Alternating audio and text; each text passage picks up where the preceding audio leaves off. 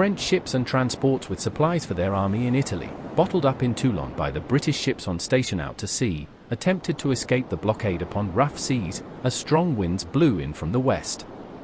However, despite the foul weather, British frigates were soon signaling the French movement to the waiting British squadron of 9 ships of the line, and they rapidly put on all sail to bar the French escape.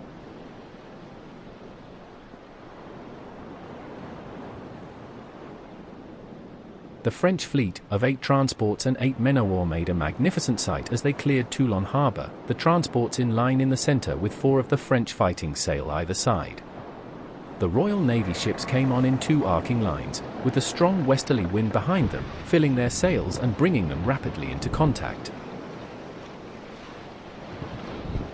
The 74-gun HMS Zealous began the action, her initial broadsides hammering the leading French vessels, the 84-gun Guillaume Tell particularly so.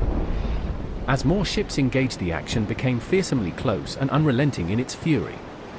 The French 80-gun Franklin, behind the Guillaume Tell, also took severe damage from the British broadsides, as did the leading 2 French transports. The Guillaume Tell, despite the carnage now upon her decks, managed to sail between the Zealous and the 74-gun HMS Rodney, and once there she was able to wreak a savage revenge upon the 2 British ships. The Rodney, bow-raked by Guillaume Tell's starboard guns, was rapidly dismasted, with much more damage along her decks besides. The stern rake affected by the courageous French ship upon Zealous from her port guns was even more devastating, crippling the British ship so badly she was forced to strike her colours. The Guillaume Tell, already badly battered herself, was then attacked by 2 more British ships and soon forced to strike her own colours. To the immediate rear of this combat the battle was just as fierce, 2 French ships even attempting to board the British as the antagonists often engaged hull to hull. The 68-gun Agamemnon, in the thick of the action, repelled an attempt by the Franklin to board her, but was so badly shot up that she too was forced to strike. Failing to escape this heavy metal shooting galley, 2 of the French transports slowly sank below the ground as the Franklin now took further severe punishment from the British ships, the 76-gun Superb and the 74-gun Conqueror, and so struck her colours.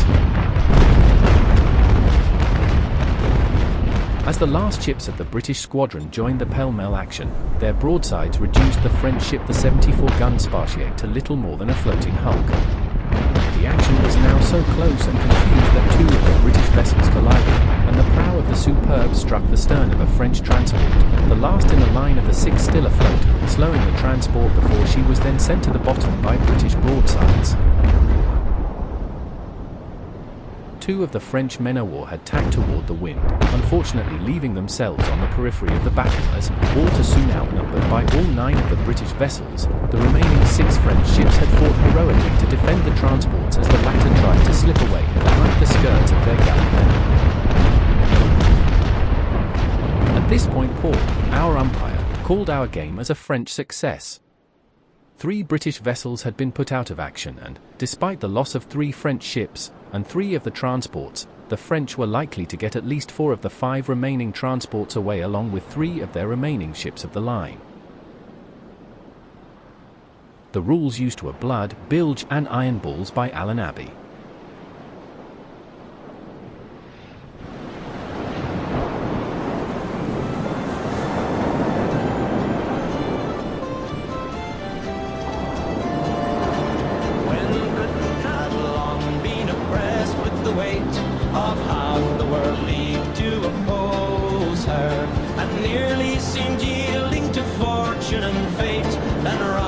Brave Rodney rose, sir.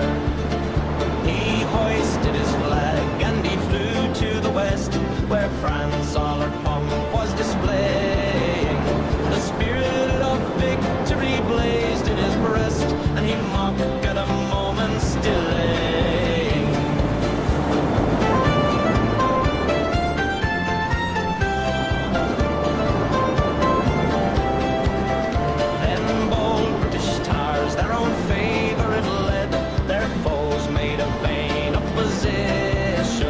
They struck to their masters, they sunk